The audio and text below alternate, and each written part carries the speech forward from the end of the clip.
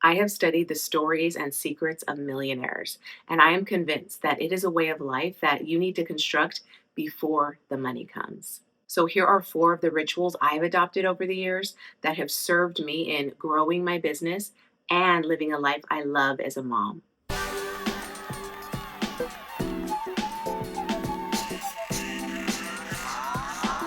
A shower isn't even the first thing that happens in my morning. My morning ritual is usually just quiet alone time. I like to wake up and meditate. First thing I like to do, just because I feel it's the best time of day where my thoughts aren't all crowded with what everyone else needs from me. In the beginning, this wasn't the case when I was a new mom with a new baby and the baby would sleep with me, or I would wake up at 5 a.m. to nurse. But as they got older, I was able to start incorporating these things back into my morning. Meditation, journal. Journaling is a really big one. I read the book The Artist's Way by Julia Cameron. I recognized the importance of morning pages, 3 pages of you just riffing on whatever wants to come out, no structure, just you talking to yourself, thinking through things.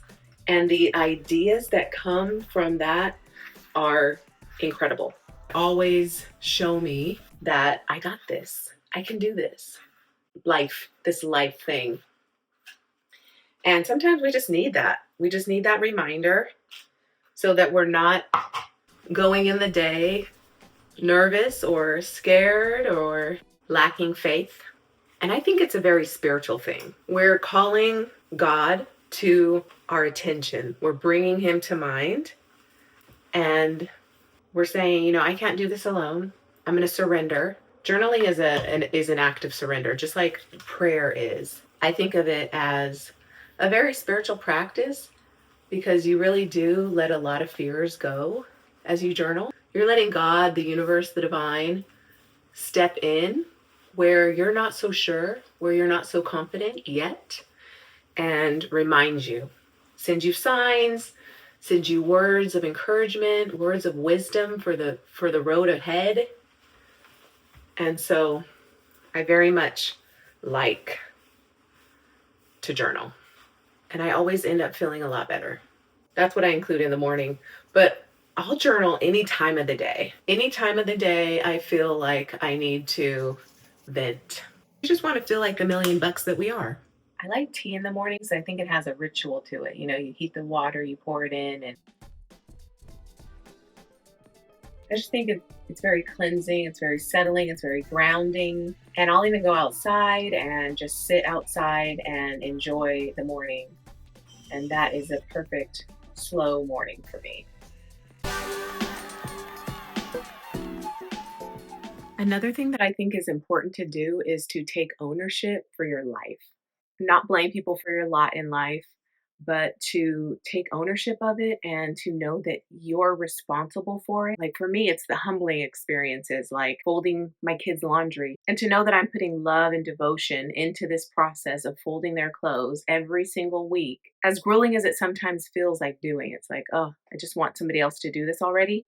I want to relish the moments in the meantime. Not only is it humbling, but it's also special. These are my babies and I love them and their little clothes. They're not going to be little forever. And these little bitty clothes, I mean, you got to just think that that's just incredible, right? This is an incredible situation that, I have these kids and I get to be their mom and watch them grow up and instill in them what I think is important values, morals, ethics. I want them to have the best of the best. And the millionaire mompreneur would want them to have the best of the best, right? So when I put myself in the millionaire mompreneur mind and I'm doing their laundry, I'm very much aware of I can hire this out. But today I'm doing it. I'm taking ownership for myself and the responsibilities that I have. And I'm taking ownership of my identity as a mother. I'm stepping into the truth of what I believe is here for me. And that's a rich, abundant life. I think when you're empowered to take ownership for yourself and your life is when you start to feel empowered to do something about the things that you don't like.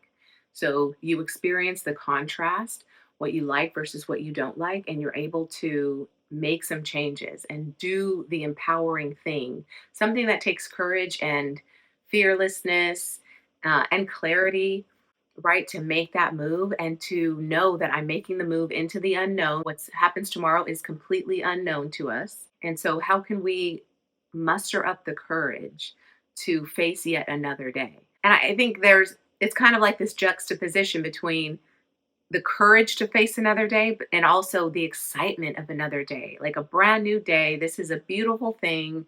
I'm so blessed with life. What is in store for me? Right?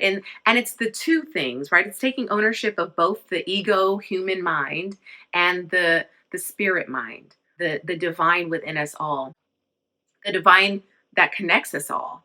And it's like taking ownership of those two things, that duality, and what can I make of this today? Right? What can I make of this day? And how can I show up for myself?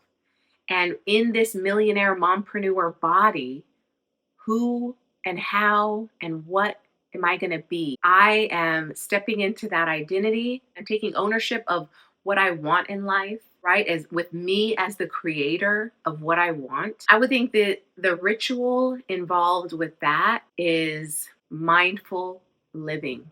Being mindful in your loving, in your living, in your doing, in your being mindful to how you're showing up, being mindful to who you are and what you want in this world.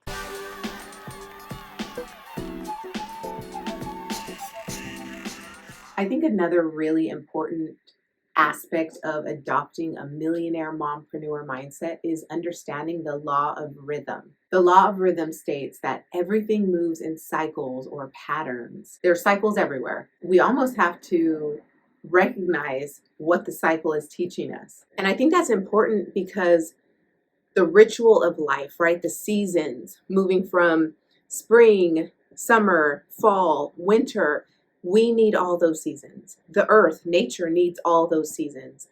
The menstruation cycle, all those 28 days bring with it a different emotion, a different mood.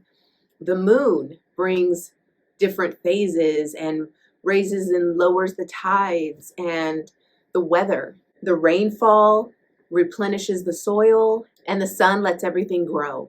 The oak tree that started from a seed to a seedling to a little stalk and then a beautiful oak tree, all those years needed all those seasons. What are we learning within the cycle, within the patterns that repeat? And can we find our strength and our wisdom and our fortitude through it all? What's next with this awareness, right? This level of awareness. For me, I'm really into understanding the moon, because the moon in any phase lands itself into a certain zodiac sign. The last 3 days have been a water moon. So it's been in Scorpio and it was a water moon.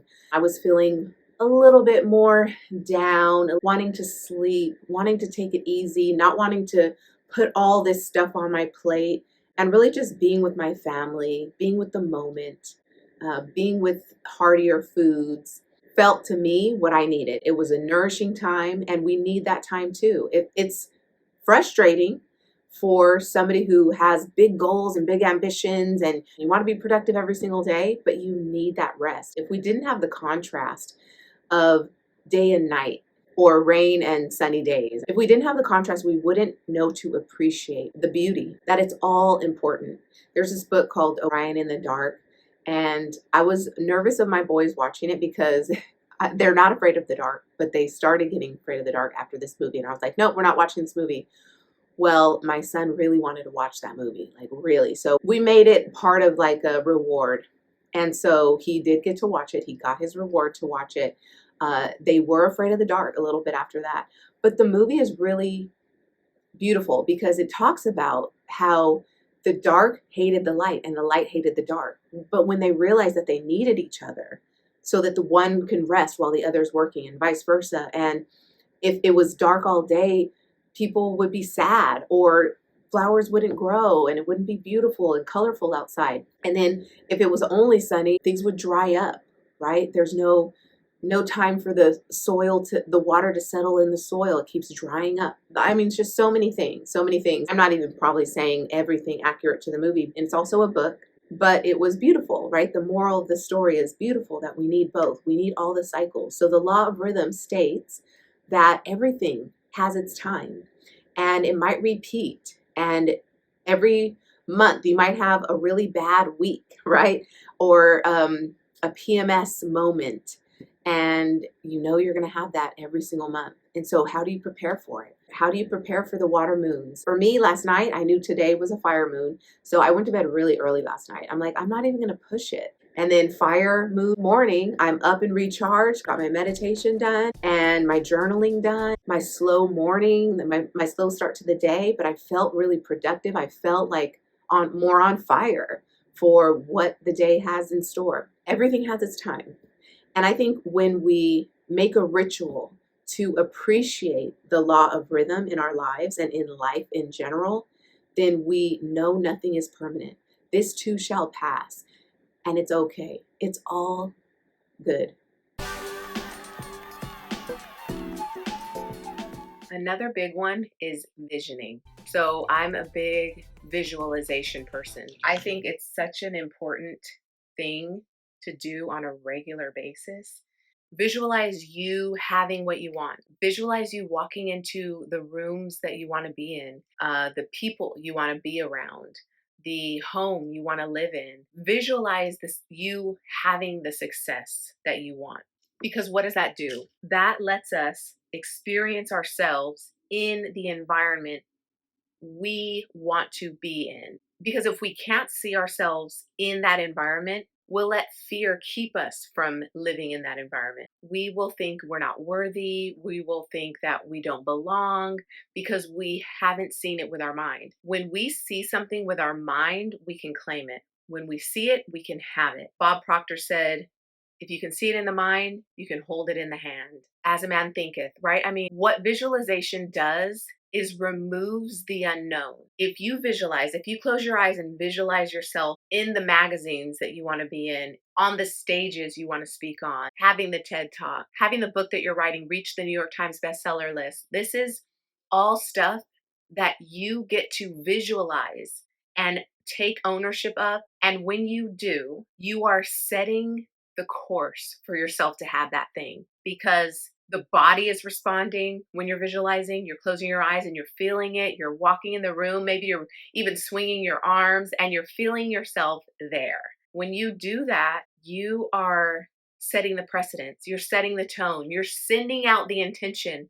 The energy vibrates from you and it's sending back more of the same. You want to get into the vibration. You want to embody, not only envision, but embody. The universe puts at your feet everything that you need to make it happen.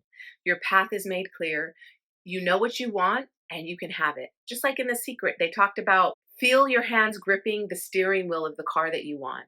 See yourself getting a parking spot right next to the front door of the store you want to go to.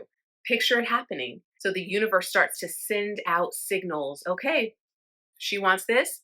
Let's give it to her. That's why when you're living in lack and limitation, the universe is like, oh, she wants this. Okay, give it to her.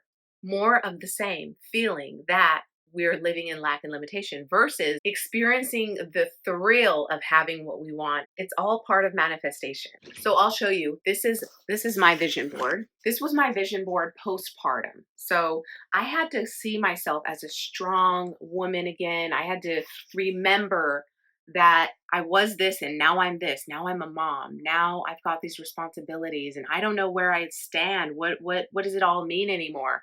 I was going through a severe identity crisis and postpartum depression, and this was the vision board that got me through that.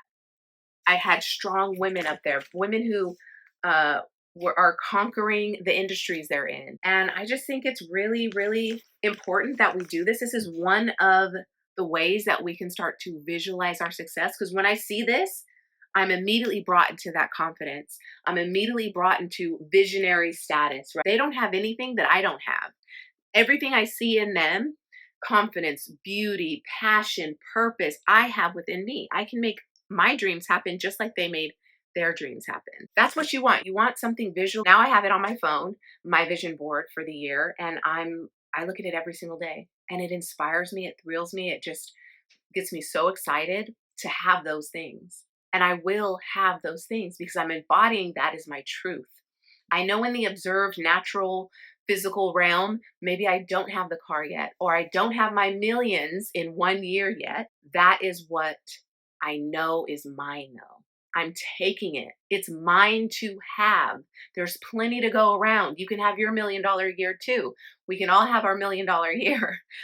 And there's plenty to go around. And when you claim it, when you take ownership of it, and I'm going to close my eyes every day and see myself with millions in the bank. And I'm going to see myself doing the work and serving the people that I love to serve. I'm giving of myself and getting in return. I'm giving value and getting value in return. It's putting value in circulation. So what I can do is close my eyes and visualize opening up my bank account on my phone and seeing $1 million in there. I can see myself opening up my email and seeing the sales notifications in my email, but this time with 7 figures as what the sale that came through. I can see myself holding the cash in my hands and paying cash for my car. All that lends itself to that millionaire reality that I am claiming for myself. So what are you going to claim for yourself this year?